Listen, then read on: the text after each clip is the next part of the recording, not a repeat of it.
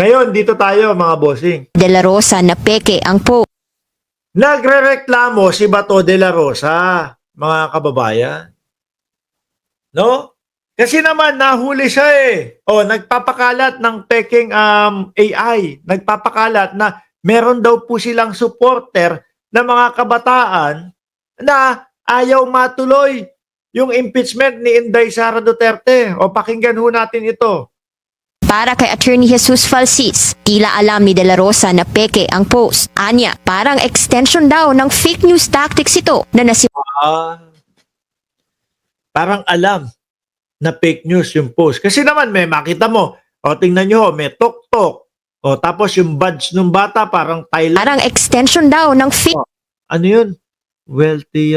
news tactics O ayan, o tingnan mo naman yung mga badge. Kitang-kita, visible naman ho, mga kababayan. Tapos ni-repost ni Bato de la Rosa. Kumbaga, naniniwala ho kayo, mga bossing, ang gusto talaga nilang mapamukha sa mamamayang Pilipino, merong mga kabataan na sumusuporta sa kanila. Merong mga kabataan na ayaw matuloy yung impeachment ni Inday Sara Duterte at eto, yung mga kabataan na yun. Wala naman po. Siguro wala talaga silang makuha sa Gen Z na i-interviewin. Kaya ang ginawa, dinaan na lang ho sa AI, mga kababayan. Tignan mo, pang Thailand dyan eh. Di ba? Naku, wag po kayong gagaya kay Bato de la Rosa. Hindi po marunong tumingin kung AI o hindi. Or baka, sabi nga po ni attorney, baka sinadya. No? Kung gano'n, kung sinadya, fake news peddler din. Sabi ni Jeneline Pajarillo, sinadya po nila, malamang po sila din ang nagpagawa niyan. Sanay ang mga Duterte magpalaganap ng fake news. Sabi ni Angela Hero, basta DDS, fake news.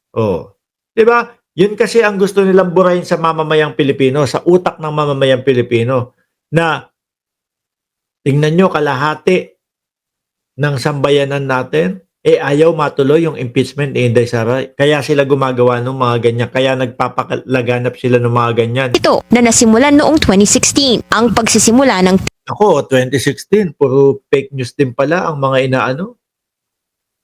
Diba? Mga pinapakalat. Nadali tayo na, nako doon sa Baguio, wala kayong makikita na mga kuryente na nasa itaas. Lahat nasa ilalim ng lupa. Putik na yan. Ngayon ko lang nalaman yung mga kuryente din pala nila sala-salabat din. Parang tondo din mga kababayan. termino ni dating Pangulong Rodrigo Duterte. Puna rin ang pinaabot ni House Deputy Minority Leader Raul Manuel. Dinaig pa raw ng mga kabataan si De La Rosa na anyay natutukoy ang isang AI-generated video. Agad namang dumepensa si De La Rosa. Wala raw yan Ano sabi ni De La Rosa? sa kung AI-generated ang video o hindi, kundi ang mensaheng dala nito. Hindi. Yung mensahe nandiyan na ho yun, mga bossing Yung ipinamumukha mo na madaming sumusuporta sa inyong kabataan, yun ang pinupukusan dyan. Pero ang katotohanan, wala naman. Di ba, Elna Advincula Rohop? Ang totoo, wala naman. Di ba, kaya inilalabas itong mga AI na to para papaniwalain ho ang taong bayan. Tingnan nyo, madaming mga kabataan ang ayaw doon sa impeachment. Tapos nung pinakinggan ho natin, mga bossing, ano po ang sabi? Ayaw matuloy yung impeachment. Bakit? Kasi halata na politically motivated daw ho. Yung kasunod, hinihintay ko, wala hong kasunod. Basta politically motivated. Political motivated. Yun lang po ang idinahilan, mga bossing. Hindi pa ginalingan. Gumawa na ng AI. Di po ba? Yung mensahe, oo, pwede. Kung yung mismong gumawa ng video na yon. Pero yung pagmukain na merong sumusuporta sa inyo sa Gen Z, walang katotohanan niya. Malabo yan, Tobats. Hiling pa niya, do not shoot the messenger without reading what he delivers. Wala pang batas sa Pinas na nagsusulong ng pag-regulate ng AI content. Una nang nagbabala ang COMELEC sa risks nito sa nagdaang midterm. Hindi, totoo naman po, mga kababayan. nakakatakot na po yung nakakatakot po yung AI, no? Lahat tayo pwedeng mabiktima. Lahat tayo pwedeng gawan ng AI. Oh, yung AI na yan, naniniwala ho ako, pwedeng makasira ng buhay ng isang tao, lalo na pag nabiktima, no? Hindi ko maintindihan, hindi ko maalala kung saan yung isang senador na in-AI niya mismo yung kanyang sarili, tapos nakahubot-hubad, mga kababayan. Sabi, ganito ang posibleng mangyari sa atin. No? Dahil sa pag-usbong ng AI na yan. Oh, tapos si Bato hindi maka-distinguish kung AI o hindi. elections. Pero para kay Engineer Pagyo, mas lalong delikado ito pagdating ng 2028 presidential polls. Thing is, once not everyone will have that ability, and they will be the ones who will be the most vulnerable as time progresses. And yes, Pwedeng gawin, no? O i-AI ko etong si i-AI ko kung sino man ang makakalaban ni Sara Duterte. Naku, ang hilig pa naman siya. I-AI ko kung sino ang makakalaban ni Inday Sara Duterte, tapos sisiraan ko doon sa mga sasabihin. Gawan ko na lang ng paraan para hindi nila ako matunton. Di ho ba? O pwedeng maging ganun hong style. At bukod do kay Bato de la Rosa, mga bossing, ito pa, yung isang nag-post, wala pong iba, kundi po si Boy Sampal. Kilala niyo si Boy Sampal? Ito ho, si Boy Sampal, mga kababayan. Oh.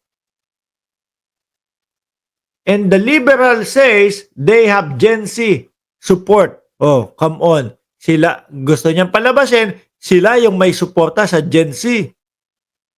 Oh, dahil nga daw po dito, biktima din ng AI, madali din pong mauto si Baste Duterte.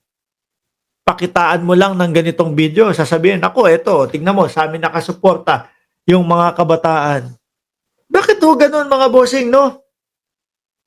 Master Chief, picture lang, magagawa na ng video ng AI kung ang gustong gawin at sasabihin, oo nga. Bakit ho ganun, mga kababayan? Itong sila Baste Duterte, biruin mo, umabot na sa pagka-mayor. Si Bato de la Rosa, umabot na sa pagka-senador. No? Pero mga uto-uto pa. Mga uto-uto pa din, no? Mga bossing. Oh, ngayon, si Bato de la Rosa, ano sabi sa kanya? Mga boss, oh, nung pare, kasi sabi ni Bato de la Rosa, ako po ay guided ng Holy Spirit. Naalala niyo po yun? Doon sa Congress? Gusto niyang ipa-dismiss yung kay Inday Sara Duterte, yung impeachment ni Inday Sara Duterte. At idinahilan, ako po ay guided ng Holy Spirit. Ano? Sabi ko,